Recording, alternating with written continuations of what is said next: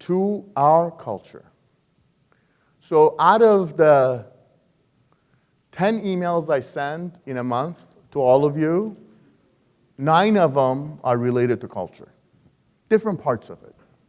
We deliberately talk about culture a lot because everything that we want, all the expectations we have, all the numbers we look at, all those results we share on a daily basis are emerging properties of culture.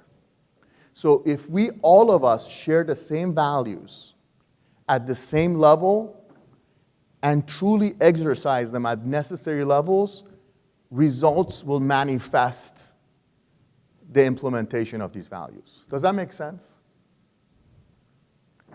We talk about it a lot.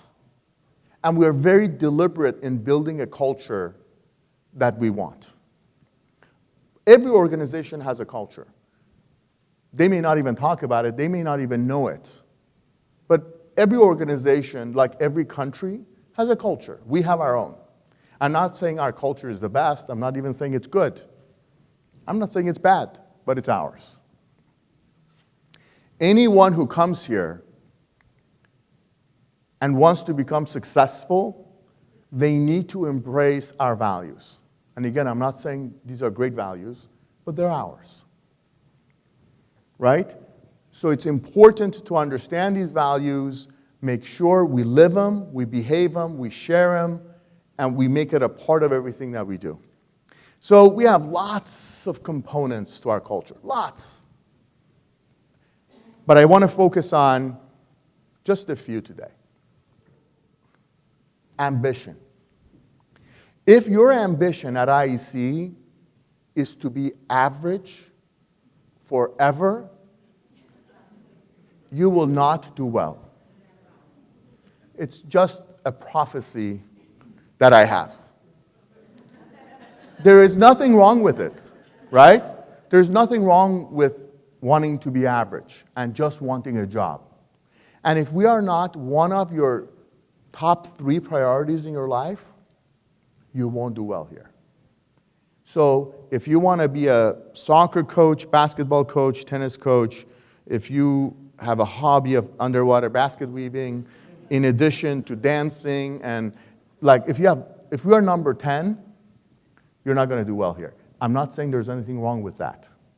I'm just telling you the most ambitious,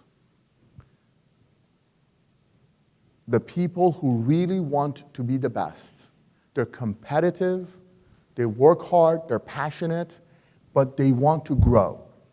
They want to grow, do very well here. Just telling you the secret. Right? And all of you are definitely that because you're here.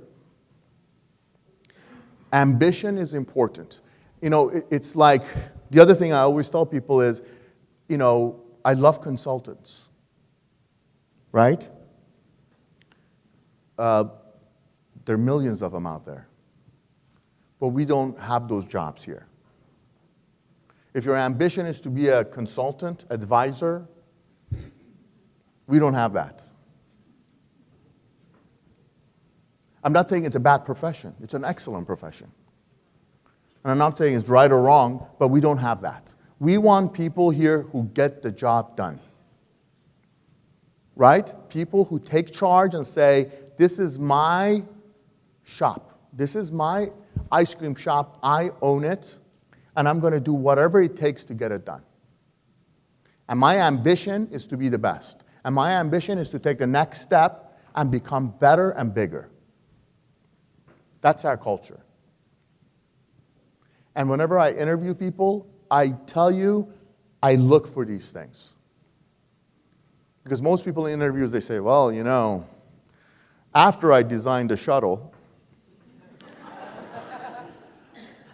I became an astronaut, and after I became an astronaut, I trained other people to build shuttles. Of course, we say, wow, that's amazing. Let's hire the person. We hire them. 2 months later, they can't even draw a shuttle. So